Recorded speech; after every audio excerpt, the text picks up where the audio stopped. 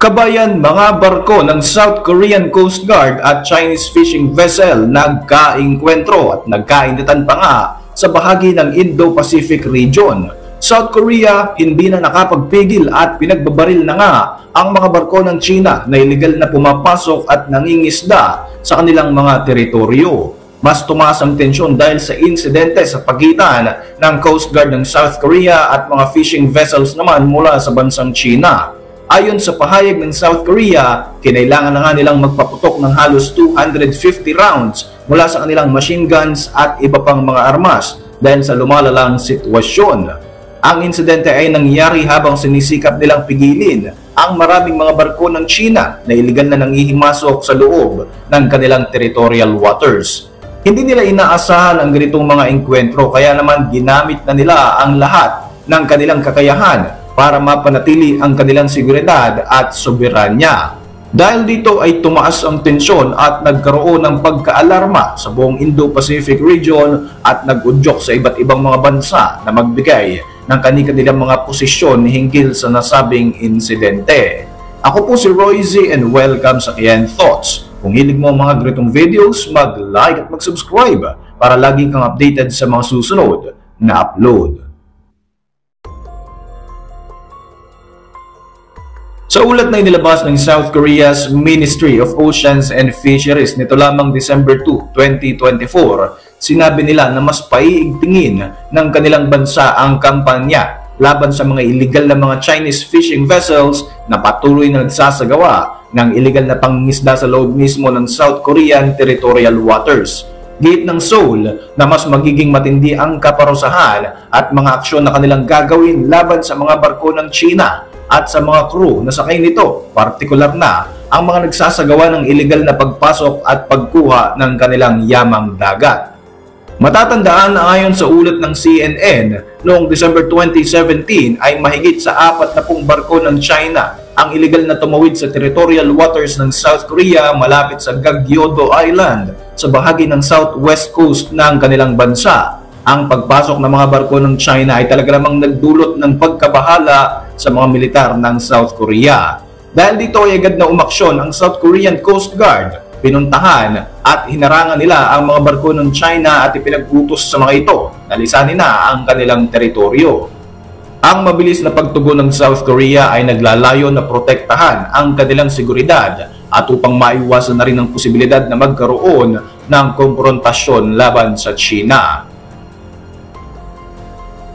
Mas lalo pang lumala ang sitwasyon ng magawa nga ng South Korean Coast Guard na paputokan ang mga barko ng China. Sa insidente nga na ito ay gumamit ang mga miyembro ng SKCG ng halos 180 rounds mula sa kanilang M16 machine guns habang 70 rounds naman mula sa mga assault rifles at mga shotguns. Ayon sa opisyal na pahayag ng Chinese Foreign Ministry, lubhang napakaseryoso ng mga insidenteng ito na dapat ay mas pagtuunan ng pansin ng dalawang mga bansa.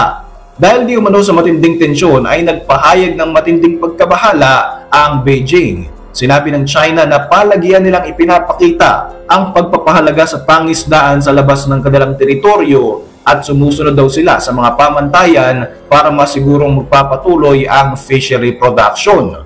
Umaasa raw ang China na i-handle ng South Korea ang mga issue na gaya nito ng maayos at hindi na raw dapat pag-gumamit ng sobra-sobrang aksyon ang Seoul na maaaring magpahamak sa buhay ng mga parehong panig.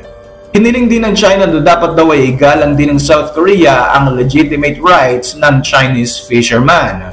Giit naman ang tagapagsalita ng South Korean Coast Guard, sinubukan di umanong sugurin pa ng mga Chinese crew ang kanilang Coast Guard vessels. Hindi raw nito pinansin ang mga warning mula sa kanila, bagkus ay may mga bitbit ang mga ito ng mga tubo at iba pang mga armas at nagmamadaling sumugod sa mga patrol boats ng kanilang tropa.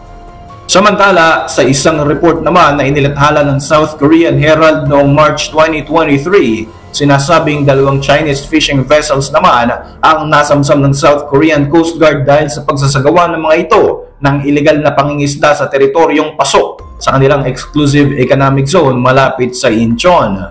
Bakas pa rin sa mga naganap na insidente ang patuloy na pagtaas ng tensyon at mga iringan sa pagitan ng dalawang bansang ito. partikular na nga sa mga issue sa ekonomiya at territorial claims. Ang mga pangyayaring ito ay talaga namang nagpapakita na mas lalo pang lumalalang problema at hindi pagkakaintindihan sa relasyon ng South Korea at China. Ang mga insidente katulad nito ay mas lalo lamang nagdudulot ng tensyon at patuloy pang hidwaan. Mabilis na nga tumugon ang South Korean Coast Guard at nagkaroon pa ng habulan sa karagatan kung saan nahuli nila ang dalawang barko ng China na iligal na nangingisda sa loob ng kanilang teritoryo. Ayon sa report, sinubukan pang manatili ng mga Chinese fishing vessels sa loob ng South Korean EEZ para magpatuloy sa ginagawa nitong iligal na mga aktibidad, kaya naman napilitang umaksyon ng South Korean military. Naganap ang matinding habulan sa loob ng 100 km mula sa timog-kanlurang bahagi ng Socheong-do, isang maliit na isla na matatagpuan sa pagitan ng dalawang Korea.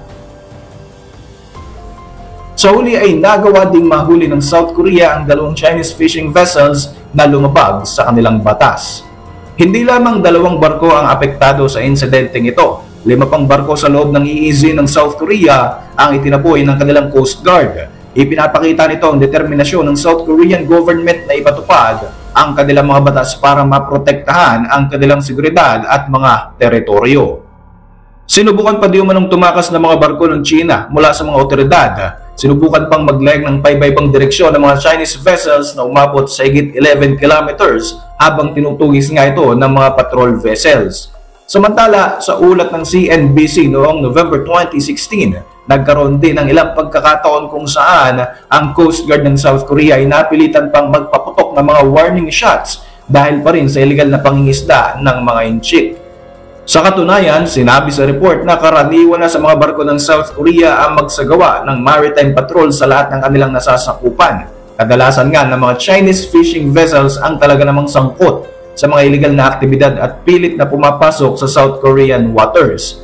Ilan lamang ang mga nabanggit na insidente na nagpapakita kung gaano talaga kagarapal ang China pagdating sa usapin ng exclusive economic zone.